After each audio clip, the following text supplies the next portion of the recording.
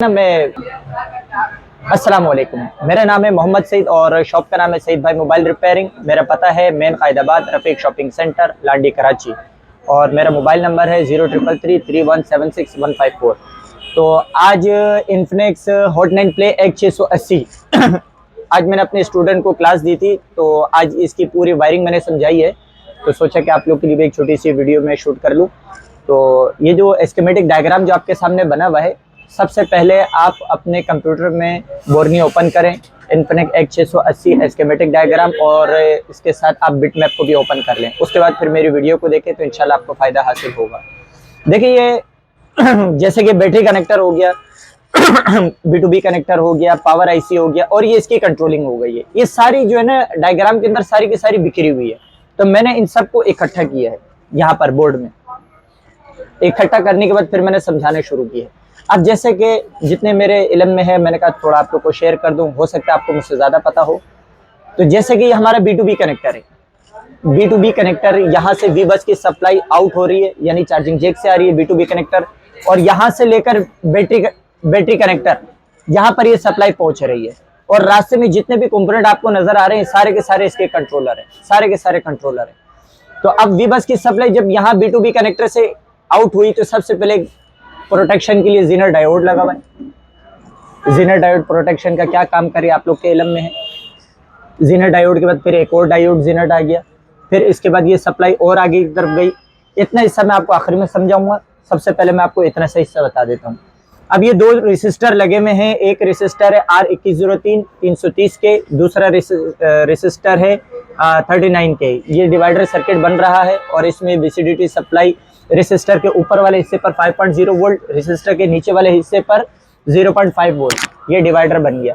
Divider बनने के बाद VCDT सप्लाई का नाम है, ये सप्लाई जा रही है पावर IC में, पिन नंबर T11 0.5 वोल्ट। अगर इस सप्लाई में कोई प्रॉब्लम आ जाए तो हमारा मोबाइल फ़ोन में चार्जिंग का लोगो शो नहीं करेगा। अच्छा, बाज़ मोबाइल फ़ोन मैंने ऐसे देखे हैं कि अगर ये सप्लाई को कोई प्रॉब्लम आ जाए तो बाज़ मोबाइल फ़ोन ऐसे होते हैं, इलेक्ट्रॉन अंदर से बैटरी कनेक्टर की तरफ जा रहा होता है, लेकिन चार्जिंग का लोगो शो नहीं करता और एम्पेयर भी मैक्सिमम पर होगा। दूसरे किस्म का मैंने सेट ऐसा देखा है कि 0.6 एम्पेयर पे ठहरा हुआ होगा, लेकिन चार्जिंग का लोगो शो नहीं करेगा। और तीसरे किस्म का सेट मैंने ऐसा देखा है कि एम्पेयर कुछ भी नहीं होता है।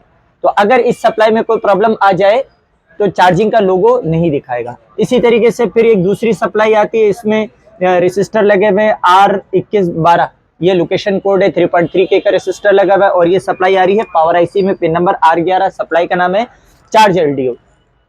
अब ये चार्ज LDO वाली जो सप्लाई है, इसका काम क्या है, चार्जिंग इनेबल और डिसेबल। अगर ये वाली सप्लाई में कोई भी प्रॉब्लम आ जाता है, ना चार्जिंग इनेबल होगा ना डिसेबल, कुछ भी नहीं होगा। तो ना ऑन कंडीशन में चार्ज होगा ना ऑफ कंडीशन में चार्ज होगा। तो लिहाजा ये है कि ये दो सप्लाई जो है T11 R11, इन दोनों सप्लाई में कोई भी प्रॉब्लम आ जाए तो हमारा मोबाइल फोन ना ऑन कंडीशन में चार्ज होगा और ना ही तो ऑफ कंडीशन में चार्ज होगा। ये जो वायरिंग आपको नजर आ रही है, ये वायरिंग आपको वहां दिखेगी जिस जगह पे DC to DC IC OVP IC नहीं होती, वहां पर ये वायरिंग होगी। और हमारे MT के बेस जैसे कि इन्फिनिक्स टेक्नो और भी दीगर बहुत सारे सेट है, उसके अंदर ये सारी वायरिंग होती है। मजीद आगे की तरफ बढ़ते हैं। अब ये सप्लाई हमारी आगे की तरफ गई, यहाँ पर एक ट्रांसिस्टर लगा हुआ है, इसका लोकेशन कोड है Q2101। तो इस ट्रांसिस्टर के दिखने में तो बहुत सारी पिनें हैं, लेकिन इसके जरूरत की 3 पिनें होती हैं। इसमें एक होता है बेस, दूसरा होता है कलेक्टर, और दूसरा होता है इमीटर, और तीसरा होता है कलेक्टर। कलेक्टर से हमारी सप्लाई आउट होकर बैटरी कनेक्टर की तरफ जा रही है। रास्ते में एक शंट रेसिस्टर लगा हुआ है, इससे गुजर कर जा रही है, जो कि सीरीज में लगा हुआ है।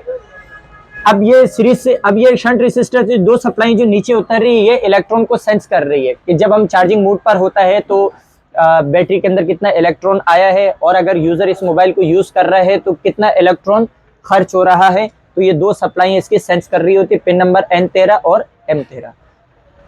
जब आप इस पे वोल्टेज चेक करोगे, बेस पर आपको 5.0 वोल्ट मिलेगा और इमीटर भी आपको 5.0 वोल्टेज मिलेगा। तो बेस पे जब तक वोल्टेज डाउन नहीं होंगे, इलेक्ट्रॉन आगे की तरफ नहीं बहेगा। तो वो बेस के वोल्टेज को डाउन करने के लिए क्या इस्तेमाल हो रहा है, ये सप्लाई को अगर हम गौर से देखें, ये मैंने मिटा दिया है, इसको मैं वापस जोड़ लेता हूं। इस सप्लाई को हम वापस जोड़ लेते हैं।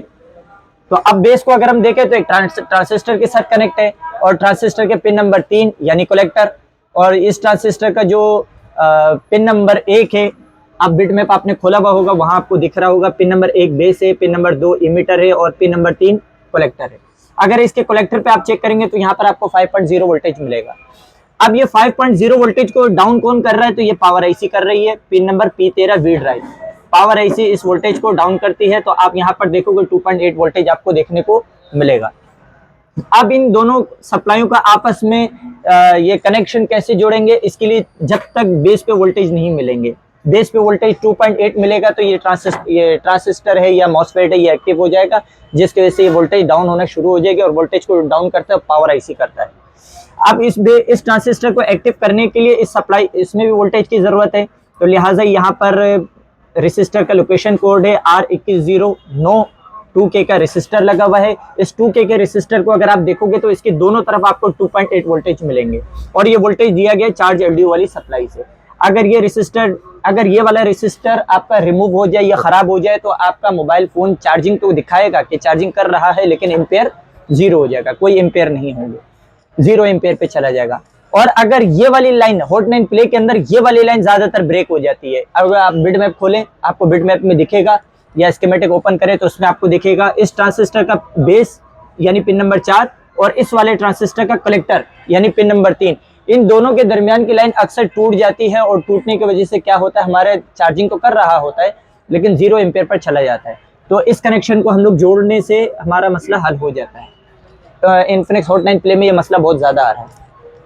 तो ये वाली बात कंप्लीट हो गई है हमारी।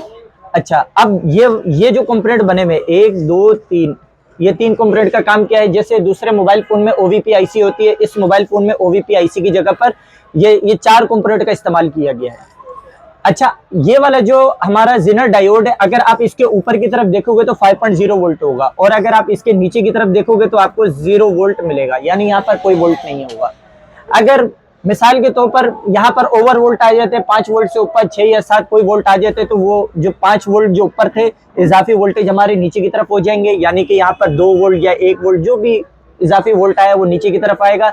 नीचे की तरफ आने से हमारा ये वाला जो ट्रांसिस्टर है ये एक्टिव हो जाएगा, क्योंकि इसकी वायरिंग यहाँ से इस तरफ को आ रही है, बेस की तरफ आ रही है।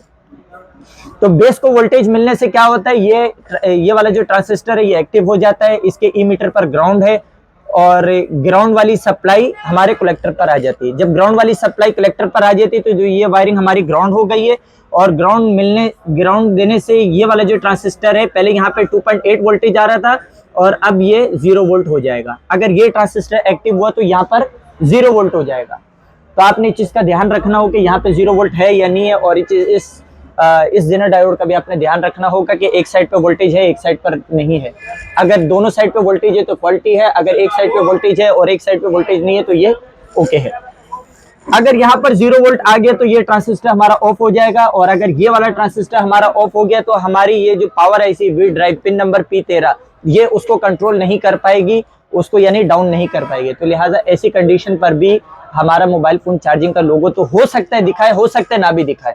बास मोबाइल फोन में दिखा देता है और बास मोबाइल फोन में नहीं दिखा देता। अगर नहीं दिखाया तो फिर आप तो इस पर काम करोगे। अगर मिसाल के तौर पर चार्जिंग का लोगो दिखा रहा है कि चार्जिंग हो रहा है तो 0 एम्पेयर होंगे, इससे ऊपर नहीं होगा। और उसके अलावा फिर ये हमारे बैटरी कनेक्टर पे एक लाइन है आईडी की और एक लाइन है थर्मल की। इंशाल्लाह थर्मल और आईडी पर हम दोबारा से वीडियो बनाएंगे और मुकम्मल तफसील के साथ, जिसमें सेट भी सामने होगा, प्रैक्टिकल भी करेंगे और इस पर पूरी मुकम्मल डिटेल थर्मल और आईडी पे हम बात करेंगे। मिलते हैं अगली वीडियो पर इंशाल्लाह। अल्लाह हाफिज़।